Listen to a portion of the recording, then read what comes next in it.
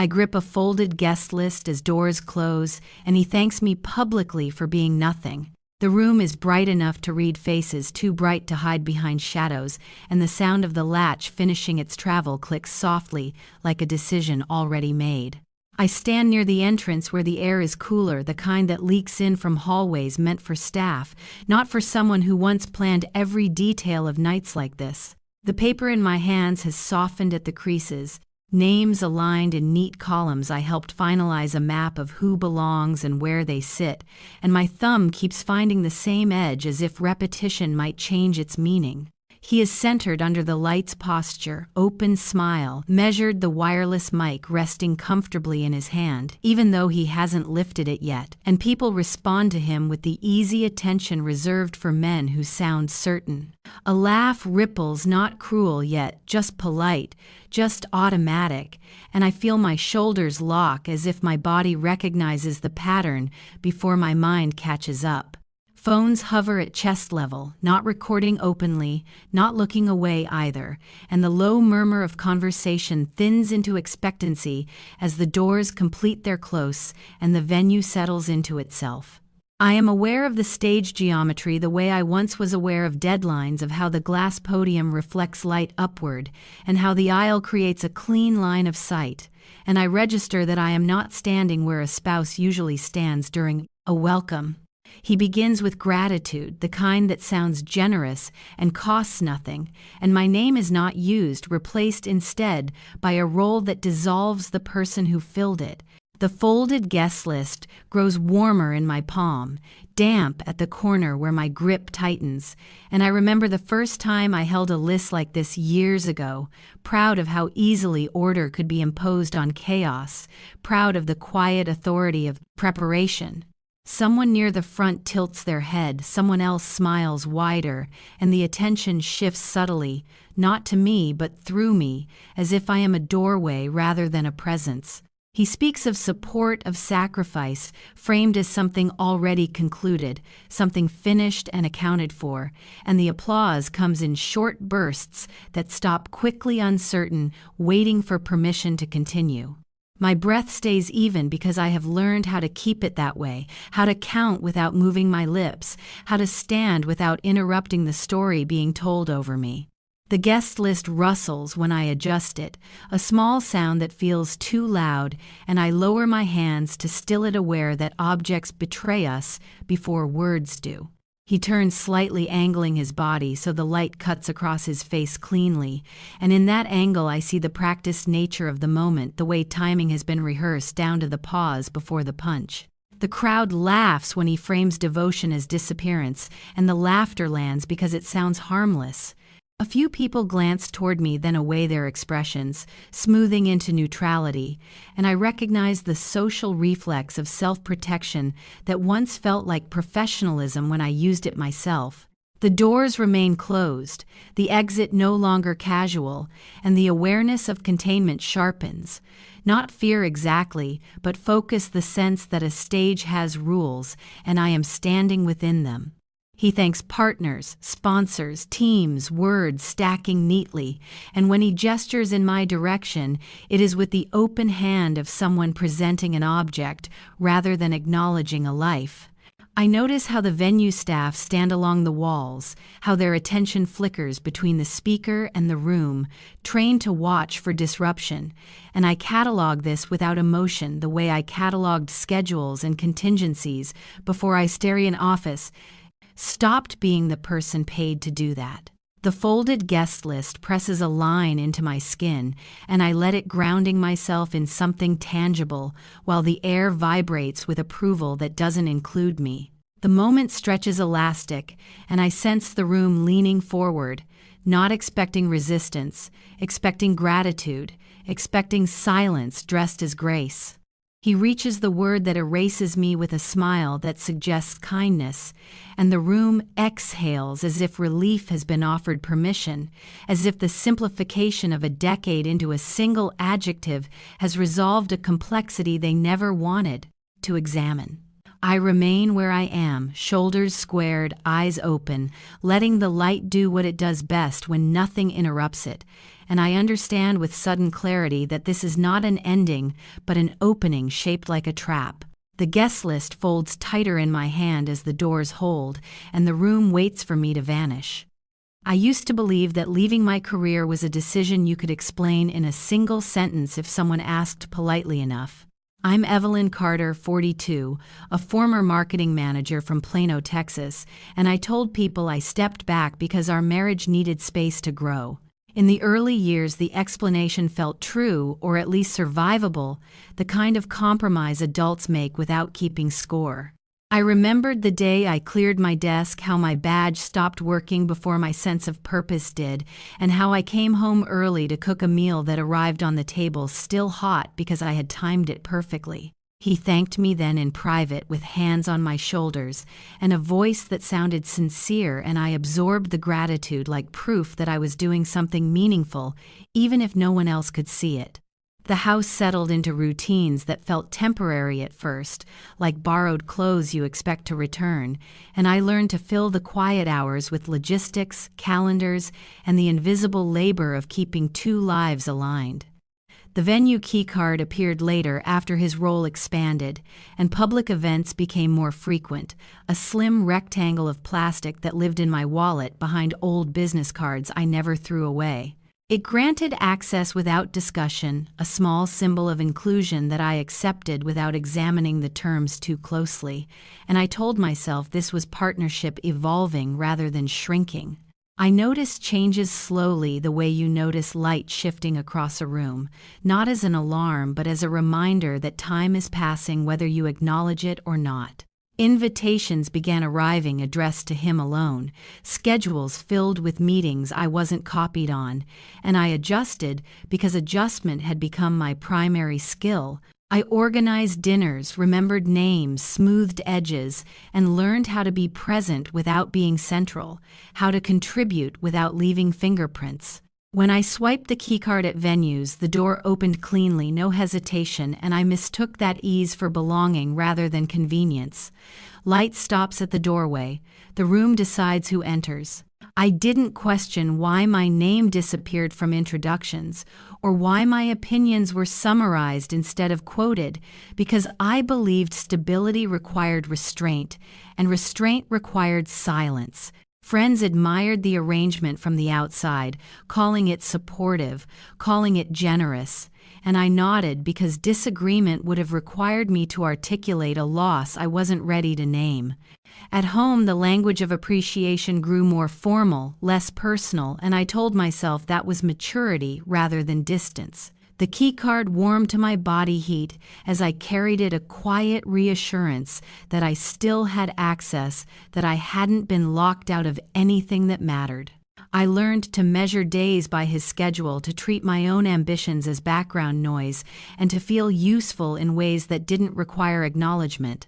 There were moments when I stood just inside a doorway, listening to conversations I wasn't meant to join, and I framed that pause as respect rather than exclusion, a choice rather than a condition. I convinced myself that stepping back was strength, not erasure, and that patience would eventually be rewarded.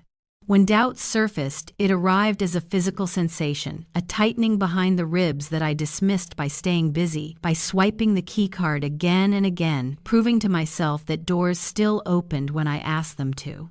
I didn't notice how often I waited to be invited instead of walking in, or how easily I accepted that my contributions were assumed rather than named. Looking back, the calm of those years feels curated, a careful balance maintained by omission, and the keycard in my wallet was less a privilege than a promise I never read closely. I didn't realize access could be revoked quietly, one unopened door at a time. The first crack didn't announce itself as betrayal. It arrived dressed as procedure, tucked inside a space that smelled faintly of toner and reheated coffee. I was sitting across from a neutral desk, listening to an explanation that was meant to be routine, when the clipboard with an incident log slid toward me as if it were nothing more than a formality. The weight of it surprised me heavier than paper, should feel the metal clip cold against my fingers as I steadied it on my knee. The room was lit by overhead panels that flattened everything into compliance, and I remember thinking how different this light was from the stage lights at events, how it erased nuance instead of dramatizing it. The HR representative spoke in careful sentences, words chosen to avoid implication, explaining a scheduling discrepancy that had surfaced during an internal review. I nodded, automatically trained by years of meetings to signal understanding even before I had decided what anything meant. When I glanced down, my eyes caught on a line that didn't align with the story I had been living inside. There was a time of day stamp, 7:45 p.m. printed cleanly beside a short reference code, HR 9Q2, and a generic location noted as off-site venue, all of it neat, unremarkable, and deeply wrong. He had told me he was unavailable that evening, tied up with obligations that couldn't be moved, and I had rearranged my plans without resentment because that was what partnership required. The log didn't accuse, it simply existed indifferent to my feelings, documenting presence where absence had been explained.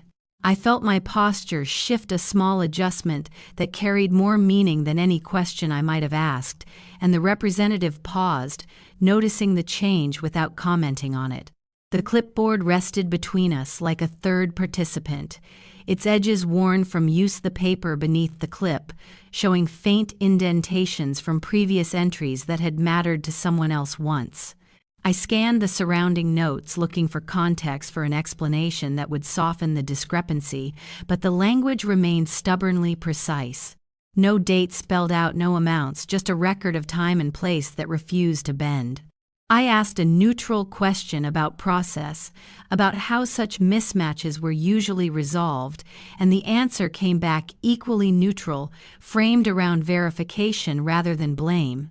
Inside, something recalibrated. I stopped trying to reconcile his words with my memory and started paying attention to what was being recorded instead. The incident log wasn't dramatic, and that was what made it dangerous, because it didn't require interpretation to do its work. As I held the clipboard, I noticed a faint smudge near the bottom margin, evidence of a hand that had hesitated there before, and the thought occurred to me that systems notice patterns long before people do. The conversation continued, polite and contained, but my attention narrowed to the alignment of facts, to how easily a narrative can unravel when it encounters documentation that doesn't care about intention. I remembered other evenings, other explanations accepted without friction, and I felt the quiet accumulation of them press against my chest, not as anger yet, but as awareness. Light stops at the doorway. The room decides who enters. The sentence surfaced without drama, a recognition rather than a revelation, and I realized I had been standing just outside a threshold for longer than I wanted to admit. The log didn't accuse him of lying.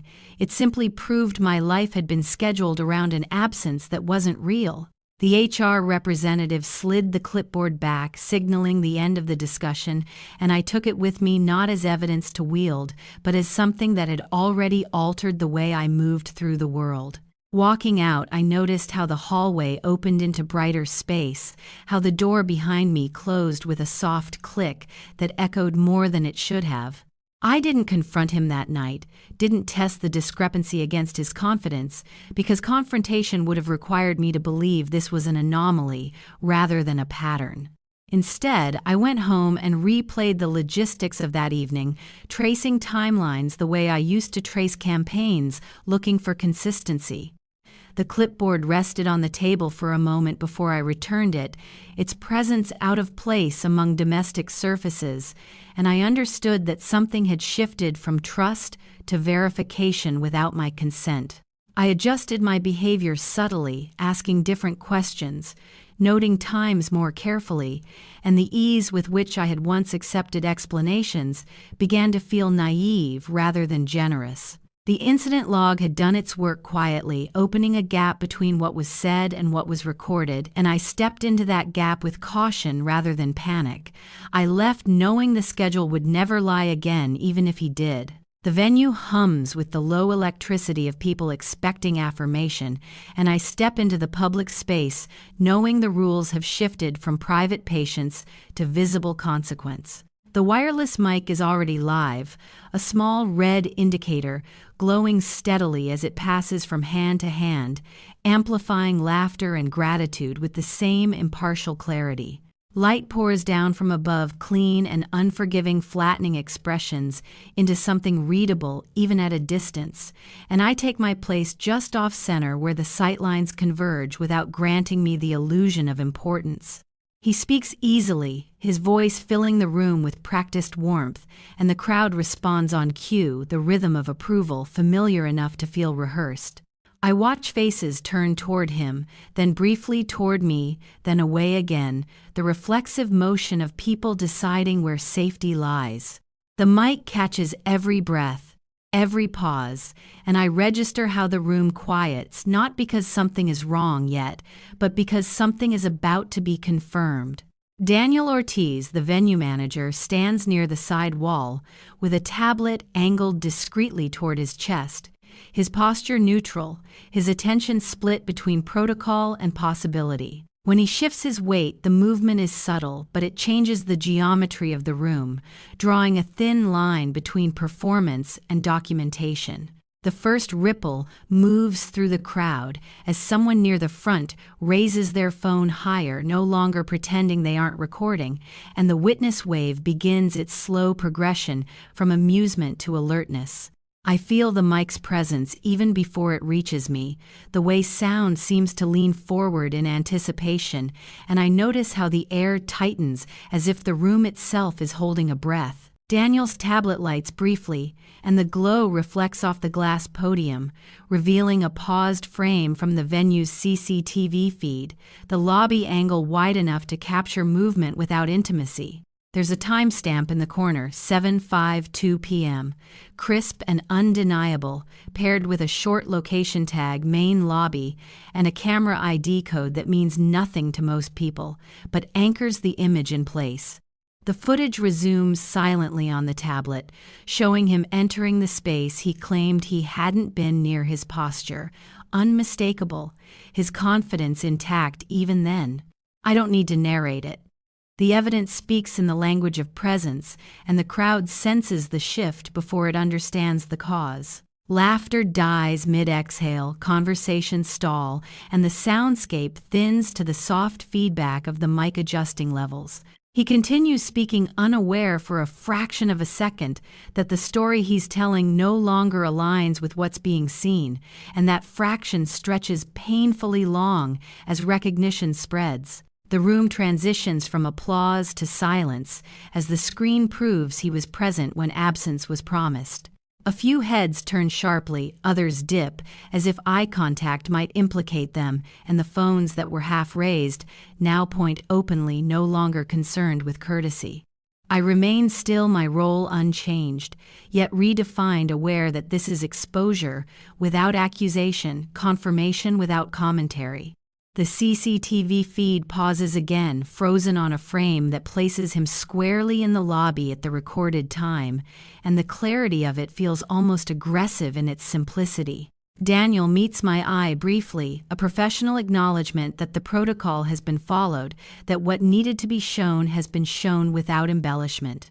He clears his throat and addresses the room in a voice calibrated for neutrality, explaining that the venue maintains comprehensive recording for security purposes, that timestamps are synchronized daily, that the system does not interpret intent. The explanation is procedural, almost dull, but its effect is electric because it removes the possibility of misunderstanding. He reaches for the mic as if to regain control, but the timing is off now, his movement slightly delayed, and the crowd registers the imbalance instinctively. Someone whispers a question too loud, someone else shifts in their seat, and the witness wave completes its cycle into discomfort, the final stage where people realize they are no longer passive observers. I feel the pull to speak, to contextualize, to soften what has landed, and I resist it, understanding that intervention would dilute the force of what has already occurred. The light at the front of the room cuts across faces, dividing expressions into halves of comprehension and denial, and I recognize the doorway effect playing out in real time, access granted to truth whether it's wanted or not. He attempts a joke, a reflexive bridge back to familiarity, but it falls flat against the weight of recorded reality, and the mic amplifies the miscalculation mercilessly. The doors remain closed, not physically, but socially. The exit from this moment no longer immediate, and I sense the audience recalibrating their loyalties based on evidence rather than charisma. The CCTV frame lingers longer than necessary, its persistence a reminder that systems remember even when people prefer not to. I stand within the light, no longer invisible, not triumphant, either just present in a way that can't be dismissed as supportive background. The public scene doesn't end with confrontation. It ends with awareness, a collective understanding that something foundational has cracked. As the mic lowers and the room exhales unevenly, I realize that humiliation has shifted direction not through volume or accusation, but through the quiet authority of proof. The mic stays live as the room reorders itself, and his confidence no longer fills the space. The sealed legal envelope waits on the kitchen counter like a boundary. I'm not ready to cross its edges too crisp against the familiar clutter of domestic surfaces. I move around it deliberately, making coffee, wiping a non-existent spill, performing tasks that require my hands so my mind doesn't race ahead of my body. The room is quieter than usual, the kind of quiet that follows public noise, and every sound feels amplified in its absence. When I finally pick up the envelope, it's lighter than I expect, the paper inside thin but purposeful, and I set it down again before opening it, aware that once it's unsealed, there's no returning to not knowing. My phone buzzes with messages that don't quite ask what happened, but circle it politely, and I let them sit unanswered, understanding that explanations would cost more energy than I'm willing to spend. He moves through the house with exaggerated normalcy, opening cabinets, closing drawers, his routine intact as if continuity itself might undo what has already been exposed. I watch him from the corner of my eye, noting how his confidence has shifted into something brittle, how he avoids the counter where the envelope rests, without acknowledging it directly. When I finally slide a finger beneath the flap, the sound of adhesive giving way is sharper than it should be, a small rupture that signals commitment. Inside, the document is clinical formatted for efficiency rather than comfort, and my attention goes immediately to a summary table that lists transactions without narrative. A masked account identifier ending in 42 repeats down the column, paired with short reference tags and transfer times that cluster around evenings he claimed to be unavailable. There are no amounts spelled out, just directional arrows and confirmations enough to establish movement without spectacle. I trace the pattern slowly, aligning it with the schedule discrepancy from before, and the logic settles into place with an almost audible click. This isn't chaos, it's design a sequence built to function quietly until scrutiny forces it into light. I feel anger surface then recede, replaced by a steadier resolve, because outrage would blur the clarity I need to maintain. He notices the shift, the way my questions stop being conversational and start being specific, and he responds with practiced vagueness that no longer satisfies either of us. The envelope stays open now, its contents spread neatly, and I recognize how much of my life has been organized around absorbing uncertainty rather than confronting it. The financial summary doesn't accuse him of betrayal in emotional terms. It demonstrates allocation, priority, and intent in a language I understand all too well. Light stops at the doorway. The room decides who enters. The phrase returns heavier this time, binding the evidence to a pattern of controlled access that extends beyond physical spaces. I think about the years I adjusted my ambitions to fit his schedule, the opportunities I declined because stability seemed more important than visibility, and I see how those choices created the conditions for this outcome. The transfers don't just show where money went, they map how my absence was budgeted in advance.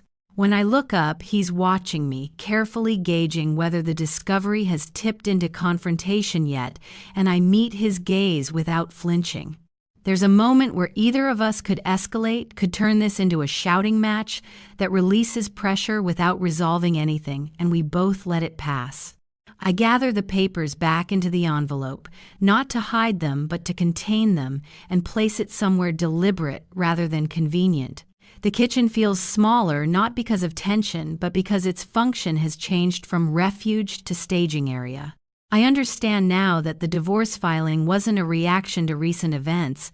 It was the final step in a process that had been moving forward long before I noticed the first crack. The envelope's seal, once broken, can't be restored, and neither can the version of our marriage that depended on my unexamined trust.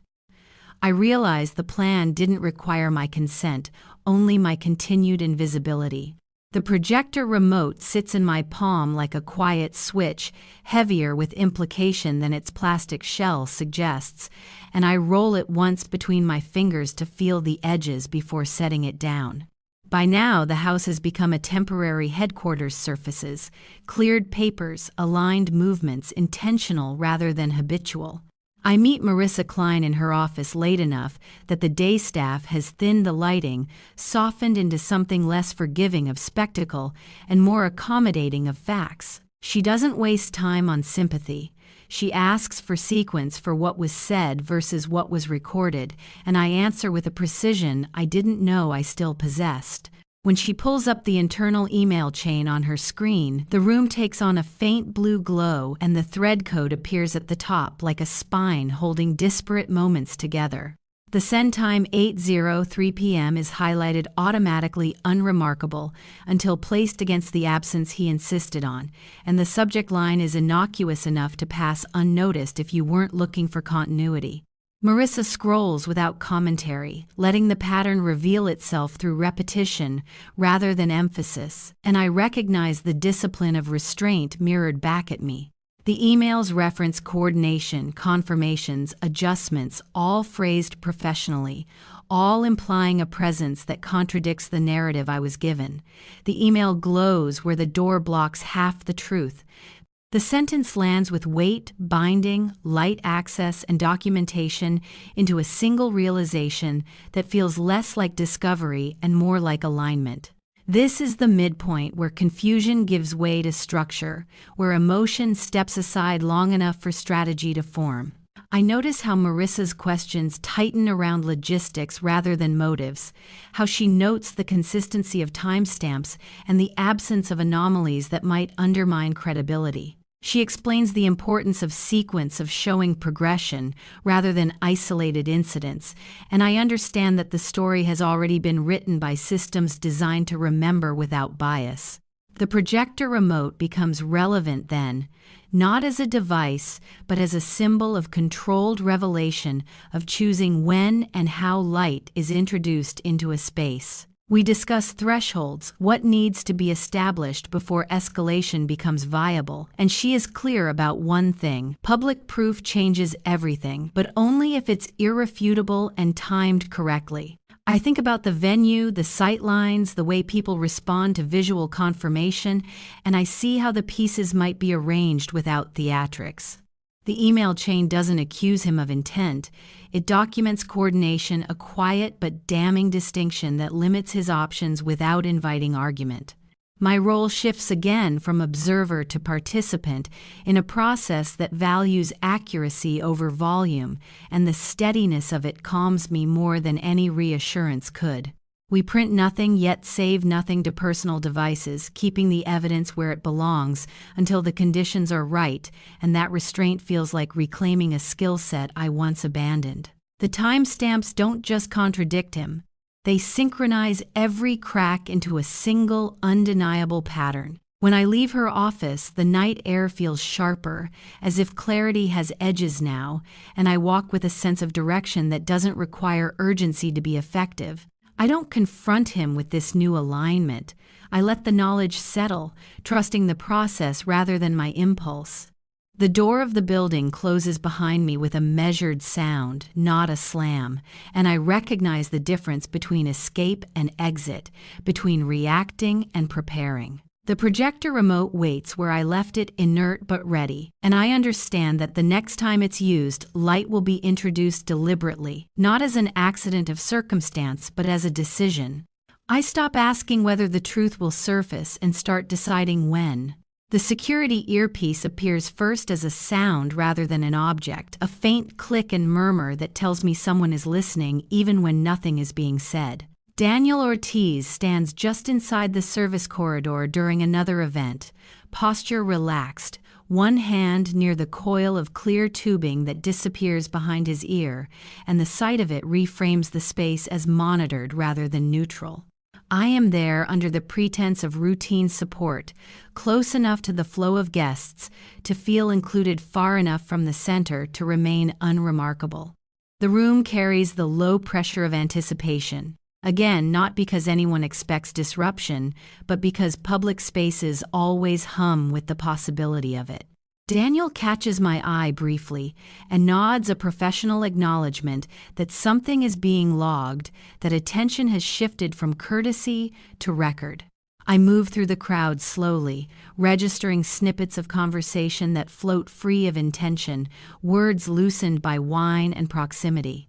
Near the back wall, two attendees speak in lowered voices, unaware that the acoustics carry better than they think, and one of them references a timeline that doesn't match the version I was given, mentioning an arrival window and a brief meeting that supposedly never happened. Daniel's earpiece crackles softly as he notes the location under his breath, marking the time window without drawing attention, and the action is so ordinary it almost feels benign. The witness statement isn't dramatic. It's a fragment logged with a general place marker and a narrow span of minutes, enough to corroborate without overstating. I feel the pressure of escalation then, the sense that the perimeter is tightening not through confrontation, but through accumulation, and I adjust my movements accordingly, staying visible without inviting engagement. The awareness that I am no longer the only one noticing patterns shifts my internal balance, replacing isolation with a controlled sense of risk. He enters the room late, scanning faces before settling into his practiced ease, and I see how his confidence now includes calculation, how his eyes track exits and allies with new intensity. The security presence is unobtrusive, designed to reassure rather than intimidate, but I recognize its secondary function as containment. The email glows where the door blocks half the truth. The echo surfaces again, linking documentation to observation, private records to public behavior, and the connection steadies me. Daniel murmurs into the earpiece once more, confirming a detail, and the confirmation doesn't require my input because the system is doing what it was built to do. The overheard line doesn't expose him outright, it tightens the perimeter he thought he controlled.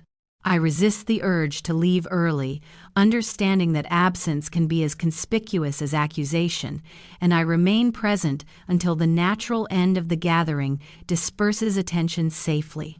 When people begin to filter out conversations, soften, the witness wave dissipates into normalcy, but the log remains an invisible layer of accountability overlaying the evening. Outside, the air feels cooler, sharper, and Daniel's earpiece is gone, tucked away, as if it never existed. The security role dissolved back into hospitality. I thank him for the evening without reference to what was recorded, and he responds in kind, both of us maintaining the boundary between action and acknowledgement. Driving home, I replay the moment not for emotional processing, but for sequence noting how easily truth can surface when people assume they're unobserved.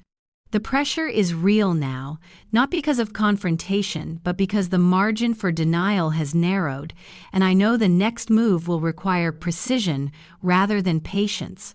I understand that witnesses don't need to accuse when systems are already listening. The time-stamped CCTV still appears on my screen without ceremony, a single frozen frame that looks ordinary until you understand what it contradicts. I sit at the dining table with the curtains drawn just enough to cut glare the image centered between my hands, as if proximity might sharpen it further. The still shows a familiar posture, his shoulders angled slightly forward, his head turned as if mid-sentence, and in the corner the metadata reads cleanly. 8:11 p.m. Camera sync, verified source, linked to the same projector system used at the venue. I compare it to the previous footage, to the email timestamps, to the witness window Daniel logged, and the alignment is immediate, a straight line drawn through moments that were supposed to remain separate. This isn't an interpretation. It's a collision of systems agreeing with each other. The reversal lands quietly without adrenaline, because clarity doesn't need volume to be effective. I think back to the explanations I accepted, the flexibility I offered, and I see how those allowances created space for this precision to operate unnoticed. The CCTV still doesn't show wrongdoing in an emotional sense. It shows presence, repetition, and continuity, and that's enough to dismantle the narrative he's been relying on. I forward the file to Marissa using the secure channel she insisted on, noting the metadata tags without commentary, and her response comes back almost immediately, concise and decisive. She confirms what I already know. This closes the loop, removes plausible deniability, and shifts leverage completely. The dining room feels smaller now, not oppressive, but contained, like a room repurposed for a different function. I notice how my breathing has changed, slower, steadier, as if my body has accepted the new reality before my emotions catch up. He calls while I'm still staring at the image, his name lighting up my phone, and I let it ring long enough to register intent before answering. His voice is casual, too casual, and he asks about logistics for an upcoming event, as if momentum alone might carry him past the point of no return. I respond with neutral affirmations, offering nothing that would signal the shift, and the restraint feels almost surgical. The email glows where the door blocks half the truth. The echo resolves into something firmer now, the understanding that doors don't just restrict access, they frame what's revealed when they open. The still frame doesn't accuse him of betrayal, it erases the story he practiced. When the call ends, I save the file in the designated folder label intact, no edits, no enhancements, trusting the original integrity over any impulse to dramatize. The reversal is complete, not because I feel empowered, but because the truth has become executable, ready to be placed in the correct sequence. I think about the public space, the glass podium, the way light behaves when projected, and I understand how little will need to be said when the time comes. There's a strange calm in knowing that the next move isn't about discovery, but delivery, about timing rather than proof. I shut down the laptop and sit in the quiet, aware that this is the last moment of relative stillness before consequence enters the room. I know then that the truth won't need my voice, only the right surface. The audio recorder is small enough to disappear into my bag, its weight negligible, until I press my thumb against the edge and feel the ridged texture meant to guide blind operation. I don't intend to trap him with words. I intend to document absence, the negative space where answers should be. We meet in a neutral place under the guise of coordination, a quiet corner of a venue where sound softens and conversations blur into background texture. He arrives on time, which would have reassured me once, and his smile carries the careful warmth of someone measuring reactions rather than offering them. I place the recorder between us without ceremony screen, facing down, its presence neither hidden nor announced, and the choice feels deliberate rather than confrontational. He notices it immediately, eyes flicking toward it, and away, the reflex too quick to be accidental, and the avoidance registers before his words do. I ask simple questions framed around logistics, timelines, confirmations he should be able to provide easily if his version still held. His answers arrive padded with qualifiers, phrases designed to stall rather than clarify, and the recorder captures the pauses between them as faithfully as the words themselves. There's a time indicator ticking quietly, marking each hesitation, each deflection, and I realize how much meaning lives in what isn't said when systems are listening. He shifts in his chair, glancing toward the exit, recalibrating his posture as if the room itself has become a variable he needs to manage. I keep my tone, even my questions, steady, resisting the urge to fill the silence he creates, and the silence stretches long enough to become its own statement. The behavioral pattern emerges without drama avoidance, when specifics arise confidence, when generalities suffice, a rhythm that mirrors the discrepancies already documented elsewhere. I don't challenge him directly. I let the recorder do what it's designed to do, capturing cadence rather than content. His voice tightens almost imperceptibly when I mention coordination, and the shift is subtle enough that he might have missed it himself, but it's there preserved alongside the time markers. The email glows where the door blocks half the truth. The echo returns one last time, binding private documentation to live behavior past records to present reaction, and the coherence of it steadies me. The pauses tell the story he won't finish, and the recorder keeps time without judgment. When the conversation winds down, he offers a conciliatory gesture, suggesting we regroup later, and I agree without committing to anything beyond acknowledgement. I end the recording openly, pressing the button where he can see it, and the click feels final in a way that doesn't require explanation. As we stand, he hesitates, searching my face for cues that aren't there, and the absence of reaction unsettles him more than accusation ever could. I leave first, not because I'm retreating, but because departure now serves clarity better than presence. Outside, the air is cooler, the light harsher, and I take a moment to label the file properly before securing it, noting the time window and location without embellishment. The forced decision crystallizes. As I walk to my car, the sequence is complete, the perimeter closed, and there's no benefit left in waiting. The next step will not be private, and the knowledge settles into me with a weight that feels earned rather than imposed. I drive away knowing silence has been measured, and it's finally enough. The glass podium reflects the overhead lights so cleanly it feels like standing inside a display case, every movement visible from multiple angles. I arrive early enough to watch the room fill, noting how the seating chart has been followed precisely, how the velvet rope guides traffic into orderly lines, and how the doors are managed with a politeness that still implies control.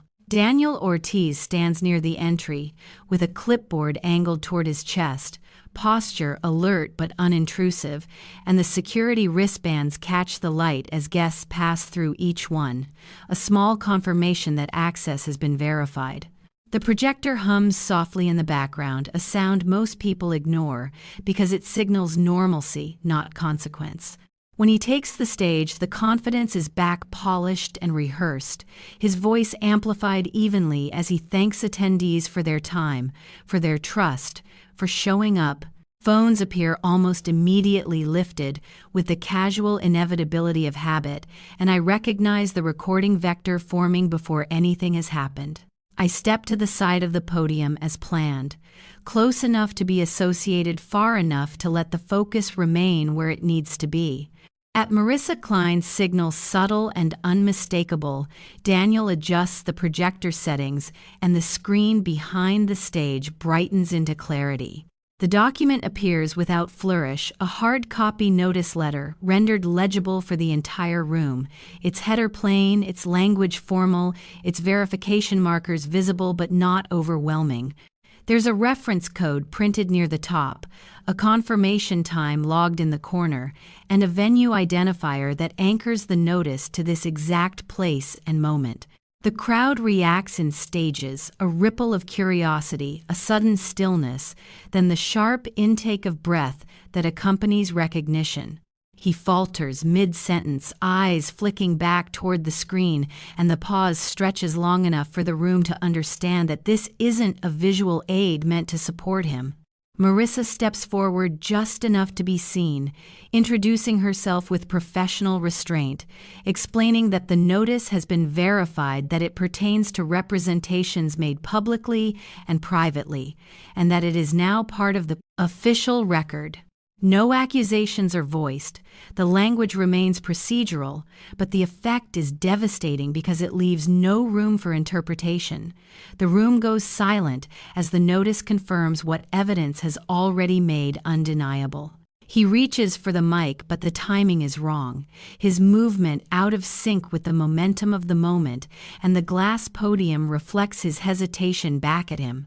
Phones rise higher, no longer discreet, capturing the alignment of proof and reaction, and the witness wave completes its arc into disorder as people shift, whisper, and recalibrate their understanding.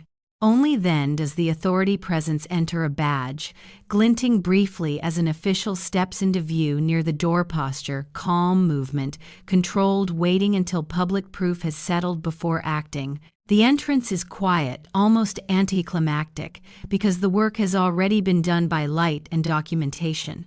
Daniel secures the mic without drama, the action smooth and practiced, and the stage clears in a way that feels inevitable rather than forced.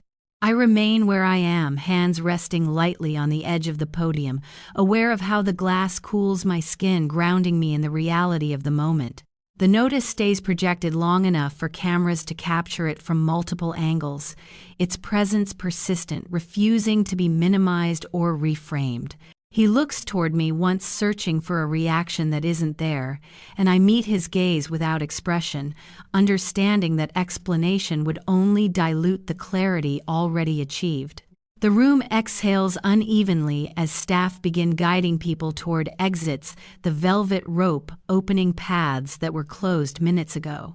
The doors unlock socially before they do physically, and the sense of containment dissolves into movement.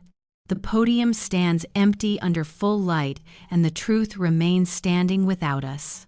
The hard copy notice letter feels heavier in my hands than it did on the screen, its paper thicker, the ink slightly raised where the printer pressed certainty into form. The room we step into afterward isn't dramatic, just functional, the kind of space designed for conclusions rather than confrontation.